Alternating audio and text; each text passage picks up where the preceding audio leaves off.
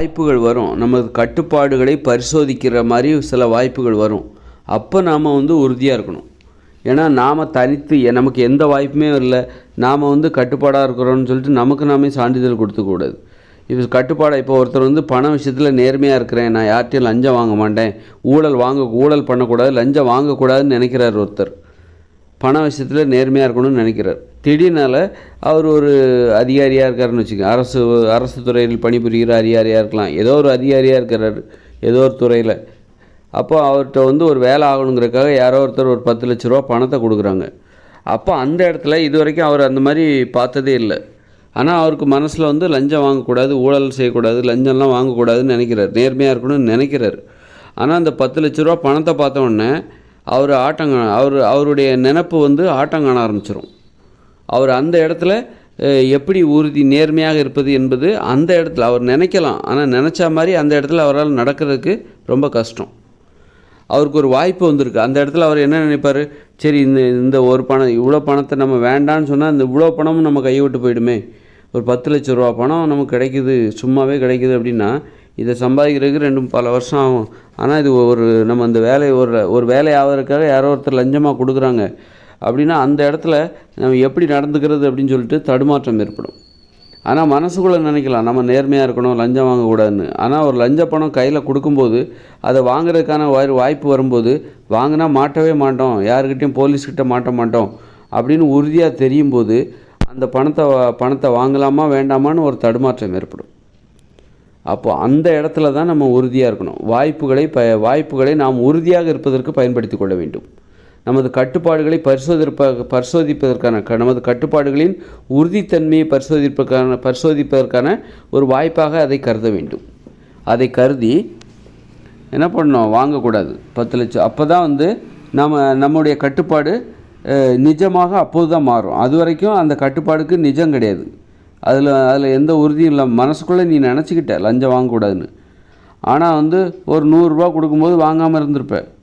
அதுவே 10 லட்ச ரூபா அமௌண்ட்டு பெருசாகும்போது நீ அப்போ ஆட்டம் காணாமல் இருப்ப.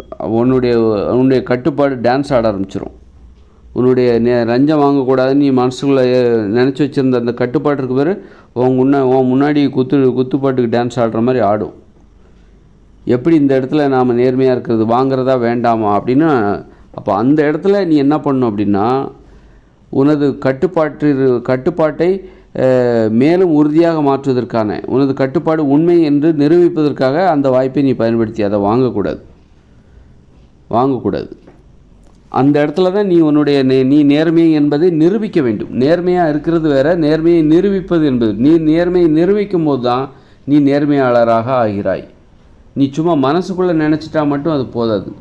மனசுக்குள்ளே நான் லஞ்சம் வாங்கக்கூடாது, திருடக்கூடாது அப்படின்னு நினச்சிட்டா மட்டும் போகாது. ஆனால் அந்த சந்தர்ப்பங்களில் நீ எப்படி நடந்து கொள்கிறாய், அங்கே தான் நீ நீ நிரூபிக்கப்படுகிறாய். நீ யார் என்று அங்கு தான் நிரூபிக்கப்படுகிறாய். அந்த சந்தர்ப்பங்களில் நீ அப்போ தான் நிரூபிக்கப்படுகிறாய். இப்போ ஒருத்தரோட பேக் இருக்குது, நீ பஸ்ஸில் போகிற, அந்த பேக்கில் ஒரு பர்ஸ் இருக்குது, அந்த பர்ஸில் பணம்லாம் இருக்குது.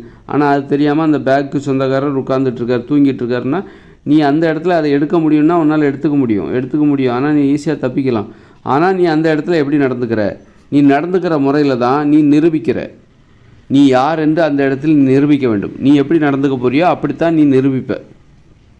இப்போது லஞ்சம் 10 லட்ச ரூபா கொடுக்குறாங்கன்னா அந்த இடத்துல தான் நீ உன்னை நிரூபிக்க வேண்டும். எப்படி நீ நிரூபிக்க போகிறாய்? லஞ்சம் வாங்கி நீ உன்னை நேர்மையற்றவர் என்று நிரூபிக்க போகிறாயா, இல்லை எனக்கு லஞ்சம் வேண்டாம் என்று சொல்லி நீ நேர்மையானவர் என்று நிரூபிக்கப் போகிறாயா? எப்படி நிரூபிக்கப் போகிறாய்? சும்மா சொல்கிறது ஈஸி, ஆனால் இது போன்ற சந்தர்ப்பங்களில் தான் நீ யார் என்பதை நீ நிரூபிக்க முடியும். அதனால் சும்மா நான் நேர்மையாக இருப்பேன் சந்தர்ப்பங்களில் நீ எப்படி நடந்து கொள்கிறாய்? அந்த சந்தர்ப்பம் வரும், நீ உண்மையிலே நேர்மையாக நடந்துக்கிறியா அப்படின்னு அந்த சந்தர்ப்பம் வரும்போது நீ உன்னை நிரூபிக்கணும். அதுதான் நீ யார் என்பதை காட்டும். அது மாதிரி பாலியல் உறவுகளில் நான் நேர்மையாக இருப்பேன்னு சொல்லலாம். பாலியல் உறவுகளில் நான் நேர்மையாக இருப்பேன், என் மனைவிக்கு நான் உண்மையாக இருப்பேன், என் காதலிக்கு நான் உண்மையாக இருப்பேன், என் கணவனுக்கு நான் உண்மையாக இருப்பேன்னு ஒரு பொண்ணு சொல்லலாம். என் மனைவிக்கு உண்மையாக இருப்பேன்னு சொல்லி ஒரு ஆண் சொல்லலாம். எனது காதலிக்கு உண்மையாக இருப்பேன்னு சொல்லிட்டு ஒரு காதலன் சொல்லலாம். எனது காதலனுக்கு உண்மையாக இருப்பேன்னு சொல்லிட்டு ஒரு காதலி சொல்லலாம். ஆனால் ஒரு ஒரு ஆண் வந்து என் மனைவிக்கு உண்மையாக இருப்பேன்னு சொல்லி ஒரு கணவன் சொல்லலாம். ஆனால் அதே கணவன் அதே ஆணுக்கு ஒரு ஒரு பொண்ணு, ஒரு அழகான பொண்ணு வரா. பொண்ணு வந்து இவனுக்கு ஏதாவது காதல் வலை வீசுகிறாள் அல்லது காம வலை வீசுகிறாள் அப்படின்னா, அந்த இடத்துல நீ எப்படி நடந்துக்கிற? அப்போ தான் நீ நிரூபிக்கணும். உண்மையாக இருக்கிறத நீ நிரூபிக்கணும். உனது மனைவிக்கு நீ உண்மையாக இருப்பதை அந்த இடத்தில் தான் நிரூபிக்கணும். சும்மா இதுக்கு முன்னாடி சொல்லிக்கிட்டு தான் இருந்த. ஆனால் இப்போ நிரூபிப்பதற்கான ஒரு வாய்ப்பு உனக்கு வந்திருக்கு. அந்த இடத்துல நீ தடுமாறினா நீ உன்னை எப்படி நிரூபிக்கப் போகிறாய்? நீ உண்மையானவன், அதாவது பாலியல் உறவுகளில் நேர்மையானவர் என்று நிரூபிக்கப் போகிறாயா?